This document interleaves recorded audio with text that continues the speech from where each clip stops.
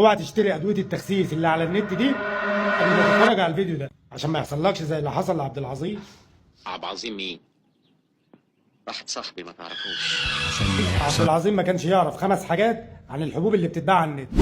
واول حاجه فيهم ان هي مش مترخصه في وزاره الصحه. وتاني حاجه فيهم ان تركيبتها مش واضحه ومش معروف الكبسوله دي جواها ايه. بس انا عارف الكبسولات دي فعلا هتخسسك وهتنزلك تقريبا من 10 ل 12 كيلو في الشهر. مفيش حاجه بتخسس بالطريقه دي غير حاجه واحده بس. الماده دي اسمها ماده فعاله كانت موجوده لحد وقت قريب وكنا بنستخدمها في التخسيس، ودي كانت بتشتغل على الدماغ وبتقفل مركز الشهيه اللي في الدماغ. لحد فتره قريبه اتضح ان الماده دي بتعمل بلاوي، اقلهم هتعمل لك زياده في ضربات القلب، هتعمل لك جلطات، وكمان هتوصلك لسكتات قلبيه وسكتات دماغيه.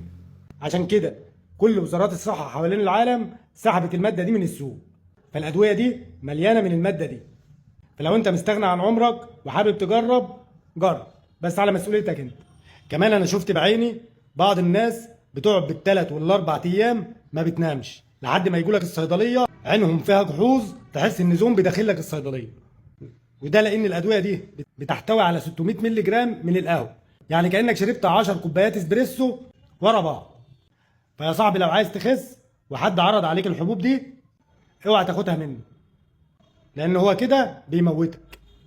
وللاسف بعض العيادات ودكاتره التغذيه بداوا يبيعوا الدواء ده جوه العيادات. فلو دكتور تغذيه ادالك الدواء ده جوه العياده اطلع من العياده وبلغ عنه. وزي ما قلت لك الادويه دي هتخسسك حوالي 12 كيلو في الشهر، بس صدقني اول ما هتبطلها هترجع تزيد تاني، بس هتزيد مرض.